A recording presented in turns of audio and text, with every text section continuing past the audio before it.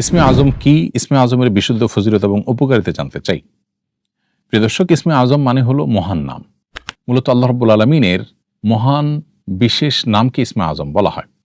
বিভিন্ন হাদিসের আলোকে আমরা জানতে পারি, যদি কেউ ইসমে আজম দিয়ে, আল্লাহ তাআলার বিশেষ মহান নাম দিয়ে আল্লাহকে সম্বোধন করে কিছু চায়, তাহলে বান্দার সেই চাওয়াকে ফেরত দেওয়া হয় না, আল্লাহ তাআলা সেই চাওয়া পূরণ করেন।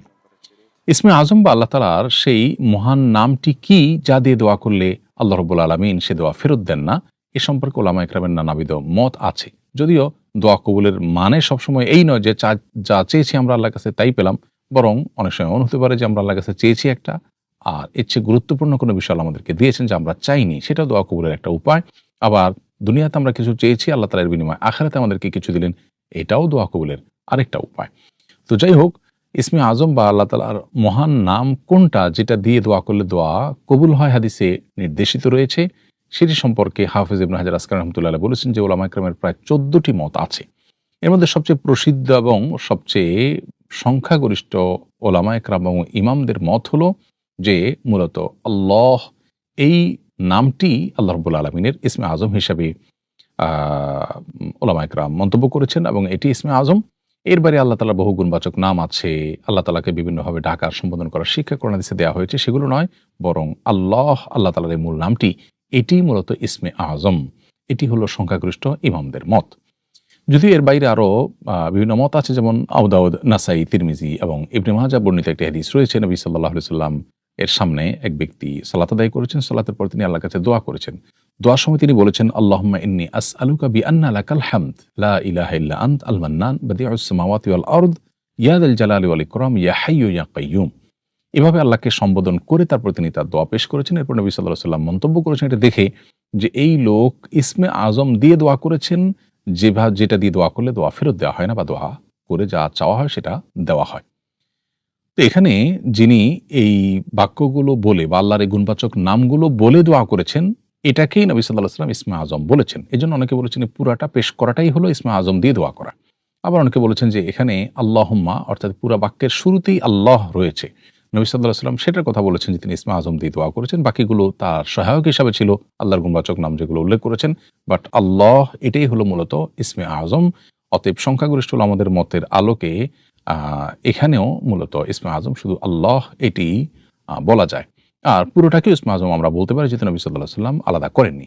তাহলে সেক্ষেত্রে কেউ যদি চান এভাবে আল্লাহর কাছে ইসমে আজম হিসাবে দোয়া পেশ করতে পারেন, আল্লাহুম্মা ইন্নী আসআলুকা বিআন্না লাকাল হামদ, অর্থাৎ হে আল্লাহ, আপনার কাছে আমি চাই এই মর্মে যে আপনার জন্য প্রশংসা, লা ইলাহা ইল্লা আন্ত, আপনি ছাড়া সত্যিকার কোনো মাবুদ নেই, আল মান্নান আল বাদিউস সামাওয়াতি ওয়াল আরদ, আপনি দাতা, মহান দাতা এবং আসমান এবং জমিনকে অভিনবভাবে সৃষ্টিকর্তা, ইয়া যাল জালালি ওয়াল ইকরাম, হে সম্মান, হে মাহাত্ম্যের অধিকারী, হে সম্মানের অধিকারী, ইয়া হাইয়্যু ইয়া কাইয়্যুম, হে চিরঞ্জীব এবং সৃষ্টি জগতের সবকিছুকে স্থাপনকারী। এভাবে আল্লাহ রাব্বুল আলামিনকে ডেকে আমরা দোয়া পেশ করতে পারি। তো ইসমে আজম হিসাবে মূলত আল্লাহ তাআলার এই মূল নামটাকেই বেশিরভাগ উলামা ইকরাম নির্ধারণ করেছেন বা মন্তব্য করেছেন।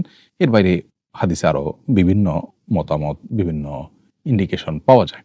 আমরা দোয়া করব আল্লাহ তাআলার কাছে ইসমে আজম দিয়ে, এবং দোয়ার শর্তগুলোকে পূরণ করে আল্লাহ তাআলা আমাদের দোয়া কবুল করবেন ইনশাআল্লাহ তাআলা।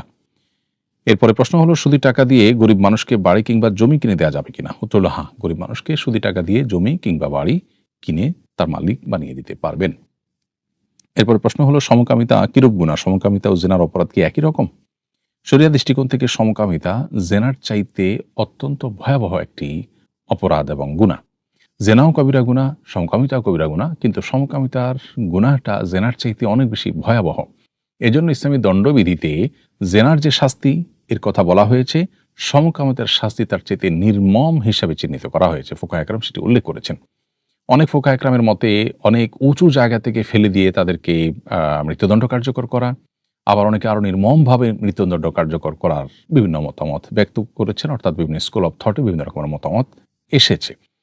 অর্থাৎ বোঝা যায় এখান থেকে যে জেনা এবং ব্যভিচার এটি অত্যন্ত জঘন্য অপরাধ, আর এর চাইতেও জঘন্য অপরাধ হলো সমকামিতার অপরাধ। মূলত সমকামিতার অপরাধকে এত জঘন্য অপরাধ হিসেবে শরীয়ত কেন চিহ্নিত করেছে? এর মূল কারণ হলো, পৃথিবীতে কোনো ঝড় কিংবা জলোচ্ছ্বাসে যদি শত শত হাজার হাজার মানুষ কিংবা লাখো মানুষও যদি মারা যায়, তারপরেও সেই ক্ষতি একসময় পুষিয়ে নেওয়া, কাটিয়ে ওঠা সম্ভব। কিন্তু পৃথিবীতে মানুষের টিকে থাকার যে প্রাকৃতিক উপায় মহান সৃষ্টিকর্তা আল্লাহ রাব্বুল আলামিন রেখেছেন পৃথিবীতে নারী পুরুষের শারীরিক সম্পর্কের মধ্য দিয়ে। মানুষ যদি সমকামিতার বদভ্যাসে আক্রান্ত হয়ে যায়, তখন সেটা ছোঁয়াচে রোগের মতো দ্রুততার সাথে ছড়াতে থাকে এবং মানসিক বিকৃতি এবং পরিবর্তন হতে থাকে। এটি যদি হয়, তাহলে সেক্ষেত্রে মানুষের জন্মের হার পৃথিবীতে কমতে কমতে মানুষের টিকে থাকাটাই হুমকির মধ্যে পড়তে পারে। এজন্য ২, ৪, ১০ জন, ২০ জন, ৫০ জন মানুষ খুন করা যেরকম জঘন্য অপরাধ, মানবতা বিরোধী অপরাধ, সমকামিতার মাধ্যমে মানুষের জন্মের বা পৃথিবীতে মানুষের অস্তিত্ব টিকে থাকার পথ রুদ্ধ করার মতো কোনো কাজ করা, সেটাও এক প্রকারের মানবতা বিরোধী অপরাধের মতো। এজন্য শরীয়ত এটাকে এত জঘন্য অপরাধ হিসেবে চিহ্নিত করেছে। একজন মুসলমান তিনি আল্লাহকে ভয় করা উচিত এবং সর্বাবস্থায় তিনি সব ধরনের গুনাহ থেকে বেঁচে থাকা তার কর্তব্য। কারোর যদি এরকম কোনো চাহিদা নিজের ভেতরে তিনি অনুভব করেন, তাহলে তিনি সাইকোলজিস্টের এবং সংশ্লিষ্ট বিষয়ে যারা এক্সপার্ট আছেন, বিশেষজ্ঞ আছেন, ডক্টর আছেন, তাদের শরণাপন্ন হতে পারেন এবং তার ট্রিটমেন্ট তিনি করাতে পারেন। এটা সন্দেহাতীতভাবে ভয়াবহতম অপরাধ। আল্লাহ তাআলা আমাদেরকে সব ধরনের গুনাহ থেকে বেঁচে থাকার তৌফিক দান করুন।